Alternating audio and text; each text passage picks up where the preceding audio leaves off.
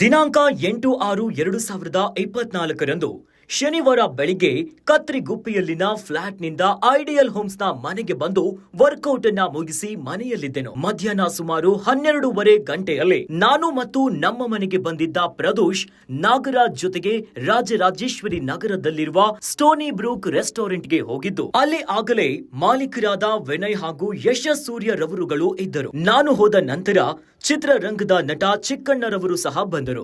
ನಾವುಗಳು ಅಲ್ಲಿಯೇ ಮಧ್ಯಾಹ್ನ ಊಟವನ್ನ ಮುಗಿಸಿ ಟೇಬಲ್ಗಳ ಬಳಿ ಕುಳಿತು ಮಾತನಾಡುತ್ತಿದ್ದೆವು. ಮಧ್ಯಾಹ್ನ ಸುಮಾರು 3 ಗಂಟೆಯಲ್ಲಿ ಪವನ್ ನನ್ನ ಬಳಿ ಬಂದು ತನ್ನ ಮೊಬೈಲ್ ಅನ್ನ ನನಗೆ ತೋರಿಸಿ ಯಾವುದೋ ಒಬ್ಬ ಗೌತಮ್ ಎಸ್ ಎಂಬ ಹೆಸರಿನ ಇನ್ಸ್ಟಾಗ್ರಾಮ್ ಖಾತೆಯಿಂದ ಪವಿತ್ರ ಅಕ್ಕನಿಗೆ ಸುಮಾರು ದಿನಗಳಿಂದ ತನ್ನ ಖಾಸಗಿ ಅಂಗಾಂಗಗಳ ಚಿತ್ರಗಳನ್ನು ಕಳುಹಿಸುತ್ತಿದ್ದಲ್ಲದೆ, ಪವಿತ್ರ ಅಕ್ಕನಿಗೆ ನಿನ್ನ ರೇಟ್ ಎಷ್ಟು, ನಾನು ರೂಮ್ ಮಾಡ್ತೇನೆ, ನೀನು ಬಾ, ನಾನು ದರ್ಶನ್ಗಿಂತ ಚೆನ್ನಾಗಿದ್ದೇನೆ ಇತ್ಯಾದಿಯಾಗಿ ಮೆಸೇಜ್ಗಳನ್ನ ಮಾಡಿರುವ ಚಿತ್ರದುರ್ಗದ ರೇಣುಕಾ ಸ್ವಾಮಿ ಎಂಬ ವ್ಯಕ್ತಿಯನ್ನು ರಾಘವೇಂದ್ರ ಮತ್ತು ಆತನ ಸ್ನೇಹಿತರು ಕಿಡ್ನಾಪ್ ಮಾಡಿಕೊಂಡು ಬಂದು ಪಾರ್ಕಿಂಗ್ ಶೆಡ್ ನಲ್ಲಿ ಇಟ್ಟಿರುತ್ತಾರೆ ಎಂದು ಹೇಳಿದನು. ಆಗ ನಾನು ಪವಿತ್ರಾಗೆ ಕಾಲ್ ಮಾಡಿ ಮಾತನಾಡಿ ಸ್ಟೋನಿ ಬ್ರೂಕ್ ನಿಂದ ಊಟವನ್ನ ಕಳುಹಿಸಿರುತ್ತೇನೆ. ಪವಿತ್ರಾಳು ಊಟ ಮಾಡುವ ಸಮಯದಲ್ಲಿ ವಿಡಿಯೋ ಕಾಲ್ ಅನ್ನ ಮಾಡಿ ಮಾತನಾಡಿರುತ್ತೇನೆ. ಊಟ ಮಾಡಿದ ನಂತರ ಯಾರ್ಡ್ಗೆ ಹೋಗಿ ಅವನನ್ನ ಸರಿಯಾಗಿ ವಿಚಾರಿಸಿಕೊಂಡು ಬರೋಣ ಎಂದು ತಿಳಿಸಿರುತ್ತೇನೆ. ನಂತರ ನಾನು ನನ್ನ ಜೊತೆಗಿದ್ದ ಚಿಕ್ಕಣ್ಣ ಮತ್ತು ಯಶಸ್ ಸೂರ್ಯರವರಿಗೆ ನೀವು ಮನೆಗೆ ಹೊರಡಿ ಎಂದು ಹೇಳಿ, ನಾನು ವಿನಯ್ ಪ್ರದೋಷ್ ರವರೊಂದಿಗೆ ಪ್ರದೋಷ್ನ ಸ್ಕಾರ್ಪಿಯೋ ಕಾರಿನಲ್ಲಿ ಪವಿತ್ರ ಇದ್ದ ಮನೆಯ ಬಳಿ ಹೋಗಿ ಪವಿತ್ರರನ್ನ ಜೊತೆಯಲ್ಲಿ ಕರೆದುಕೊಂಡು ಮಧ್ಯಾಹ್ನ ಸುಮಾರು 4:30 ಗಂಟೆಯ ವೇಳೆಗೆ ವಿನಯ್ ರವರ ಯಾರ್ಡ್ ಅನ್ನ ತಲುಪಿದೆವು.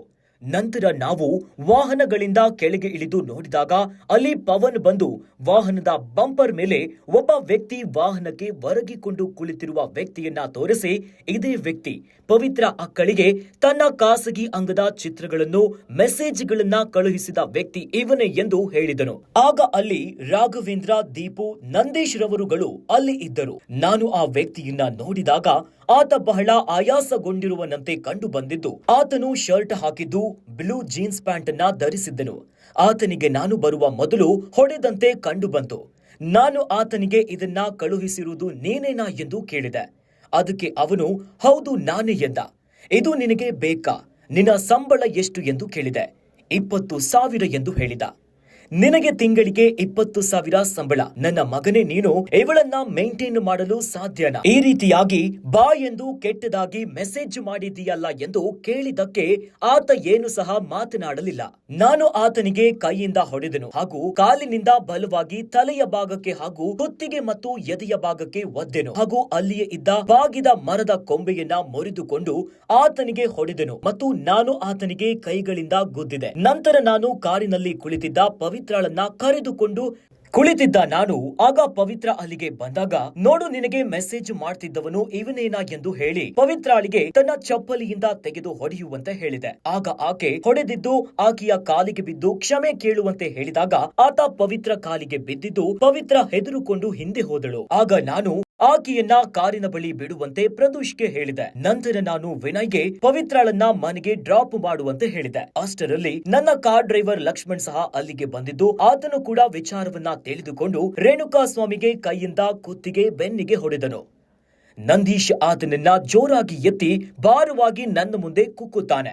ನಾನು ಪವನನಿಗೆ ಇವನು ಇನ್ನು ಯಾರ್ಯಾರಿಗೆ ಈ ರೀತಿಯಾಗಿ ಕೆಟ್ಟ ಮೆಸೇಜುಗಳನ್ನ ಕಳುಹಿಸಿದ್ದಾನೆ ಎಂದು, ಏನು ಮೆಸೇಜ್ ಮಾಡಿದ್ದನೆಂದು ಹೇಳು ಎಂದು ಹೇಳಿದಾಗ ಪವನ್ ಅವನ ಮೊಬೈಲ್ ತೆಗೆದು ಅವನು ಕೆಲವರಿಗೆ ಕೆಟ್ಟದಾಗಿ ಕಳುಹಿಸಿದ್ದ ಮೆಸೇಜ್ಗಳನ್ನ ಓದುತ್ತಿದ್ದನು ಮತ್ತು ಅದರಲ್ಲಿನ ಫೋಟೋಗಳನ್ನು ಎಲ್ಲರಿಗೂ ಸಹ ತೋರಿಸಿದನು. ಅವನು ಈ ರೀತಿಯಾಗಿ ಇನ್ನು ಅನೇಕ ಚಲನಚಿತ್ರ ನಟಿಯರಿಗೂ ಸಹ ಫೋಟೋವನ್ನ ಕಳುಹಿಸಿ ಮೆಸೇಜ್ ಮಾಡಿರುವ ಬಗ್ಗೆ ತೋರಿಸಿದ್ದು, ಆಗ ಲಕ್ಷ್ಮಣ್ ಅಣ್ಣ ಇವನು ಚಾಳಿ ಬಿದ್ದವನನ್ನು ಬಹಳ ಕೆಟ್ಟದಾಗಿ ಮೆಸೇಜ್ಗಳನ್ನ ಅಕ್ಕನಿಗೆ ಕಳುಹಿಸಿದ್ದಾನೆ, ಹೆಣ್ಣು ಮಕ್ಕಳ ಬಗ್ಗೆ ಗೌರವ ಇಲ್ಲ ಎಂದು ಹೇಳಿ ನನಗೂ ಸಹ ಫೋಟೋ ಮತ್ತು ಮೆಸೇಜ್ಗಳನ್ನ ತೋರಿಸಿದನು. ಆಗ ನಾನು ಅವನಿಗೆ ಬೈದು ಕಾಲಿನಿಂದ 1-2 ಬಾರಿ ಒದ್ದೆನು. ಇದಾದ ನಂತರ ನಾನು ಮತ್ತು ವಿನಯ್ ರವರುಗಳು ಹೊರಟಿದ್ದು, ನಾನು ಯಾರ್ಡ್ ಗೇಟ್ ಹತ್ತಿರ ಜೀಪ್ ಹತ್ತಲು ಹೋದಾಗ ಅಲ್ಲಿ ಚಿತ್ರದುರ್ಗದ ಹುಡುಗರು ಇದ್ದು ಅವರು ಅಣ್ಣ ಒಂದು ಫೋಟೋ ಎಂದು ಕೇಳಿದರು. ಆಗ ನಾನು ಅವರೊಂದಿಗೆ ನಿಂತುಕೊಂಡು ಒಂದು ಫೋಟೋವನ್ನ ತೆಗೆಸಿಕೊಂಡೆನು ಮತ್ತು ವಿನಯ್ನ ಜೀಪಿನಲ್ಲಿ ಕುಳಿತು ಮನೆಗೆ ಹೊರಟೆನು. ಅಲ್ಲಿಂದ ನಾನು ಹೊರಟಾಗ ಜಯಣ್ಣರವರು ಸಿಕ್ಕಿದರು. ಸಿಕ್ಕಿದ್ದು. ಅವರನ್ನ ಮಾತನಾಡಿಸಿಕೊಂಡು ನೇರವಾಗಿ ಐಡಿಯಲ್ ಹೋಮ್ಸ್ ನ ನನ್ನ ಮನೆಗೆ ಹೋದೆನು. ಸುಮಾರು 7:30 ಗಂಟೆಯ ಸಮಯದಲ್ಲಿ ಪ್ರದೋಷ್ನು ವಾಪಸ್ಸು ಮನೆಯ ಹತ್ತಿರ ಬಂದಿದ್ದು ರೇಣುಕಾ ಸ್ವಾಮಿಯು ಸತ್ತು ಹೋಗಿರುವ ವಿಚಾರವನ್ನ ತಿಳಿಸಿದ. ಏನಾಯ್ತು ಎಂದು ಕೇಳಿ ನಾನು ಬರುವ ಸಮಯದಲ್ಲಿ ಆತ ಚೆನ್ನಾಗಿದ್ದ ಎಂದು ಹೇಳಿದೆ. ಆಗ ಪ್ರದೋಷನು ಯಾರ್ಡ್ ಹತ್ತಿರ ಹೋಗಿ ನೋಡಿಕೊಂಡು ಬರ್ತೇನೆ ಎಂದು ಹೇಳಿ ಹೋದನು. ನಂತರ ಸುಮಾರು 9 ಗಂಟೆಗೆ ಪ್ರದೋಷ್, ವಿನಯ್, ನಾಗರಾಜ್, ಲಕ್ಷ್ಮಣ್ ರವರುಗಳು ಮನೆಗೆ ಬಂದಿದ್ದು ರೇಣುಕಾ ಸ್ವಾಮಿ ಸತ್ತಿರುವ ಬಗ್ಗೆ ತಿಳಿಸಿದ್ದು. ಆಗ ಪ್ರದೋಷ್ ನಾನು ಹ್ಯಾಂಡಲ್ ಮಾಡ್ತೇನೆಂದು ಹೇಳಿ 30 ಲಕ್ಷ ರೂಪಾಯಿ ಹಣವನ್ನ ಕೊಡುವಂತೆ ಕೇಳಿದ. ಆಗ ನಾನು ಮನೆಯಲ್ಲಿಟ್ಟಿದ್ದ 30 ಲಕ್ಷ ರೂಪಾಯಿ ಹಣವಿದ್ದ ಒಂದು ಬ್ಯಾಗ್ ಅನ್ನ ಪ್ರದೋಷನಿಗೆ ಕೊಟ್ಟೆನು. ಅವರುಗಳು ಅಲ್ಲಿಂದ ಹೊರಟು ಹೋಗಿ ಮತ್ತೆ ಸ್ವಲ್ಪ ಸಮಯದ ನಂತರ ವಾಪಸ್ ಮನೆಗೆ ಬಂದರು. ಆಗ ವಿನಯ್ ರವರು ನಡೆದ ಘಟನೆಯ ವಿಚಾರಕ್ಕೆ ಸಂಬಂಧಿಸಿದಂತೆ 10 ಲಕ್ಷ ರೂಪಾಯಿ ಕೊಡಿ ಎಂದು ಕೇಳಿದ್ದು ಅದರಂತೆ ನಾನು ಹಣವನ್ನ ಕೊಟ್ಟಿರುತ್ತೇನೆ. ನಾನು ದಿನಾಂಕ 9/6/2024 ಭಾನುವಾರ ಸಂಜೆ 4 ಗಂಟೆ ಸುಮಾರಿಗೆ ಮೈಸೂರಿಗೆ ಶೂಟಿಂಗ್ಗೆ ಹೋಗಿದ್ದ ಸಮಯದಲ್ಲಿ ಈ ಪ್ರಕರಣದ ಭೌತಿಕ ಸಾಕ್ಷಿಗಳನ್ನ ತಿರುಚಲು ಸಾಕ್ಷಿದಾರರುಗಳಿಗೆ ಆಸೆ ಆಮಿಷ ಒಡ್ಡಲು ಮನೆಯಲ್ಲಿದ್ದ 3 ಲಕ್ಷ ಹಣವನ್ನ ತೆಗೆದುಕೊಂಡು ಹೋಗಿದ್ದೆನು. ನಾನು ಮೈಸೂರಿನಲ್ಲಿರುವ ಯಾರ್ಡಿಸನ್ ಬ್ಲೂ ಹೋಟೆಲ್ನಲ್ಲಿ ನನ್ನ ಬ್ಯಾಗಿನಲ್ಲಿ ಇಟ್ಟಿದ್ದೆನು. ದಿನಾಂಕ 11/6/2024 ಪೊಲೀಸರು ಯಾರ್ಡಿಸನ್ ಬ್ಲೂ ಹೋಟೆಲ್ನಿಂದ ಬೆಂಗಳೂರಿಗೆ ಕರೆದುಕೊಂಡು ಬಂದಿದ್ದು ಆಗ ನನ್ನ ಕಾಸ್ಟ್ಯೂಮ್ ಅಸಿಸ್ಟೆಂಟ್ ಆದ ರಾಜು ಅವರು ಹಣ ಇರುವ ಬ್ಯಾಗ್ ಅನ್ನ ಹೋಟೆಲ್ನಿಂದ ತಂದು ನನ್ನ ಪತ್ನಿಯಾದ ಶ್ರೀಮತಿ ವಿಜಯಲಕ್ಷ್ಮಿ ಅವರಿಗೆ ಕೊಟ್ಟಿರುತ್ತಾರೆ.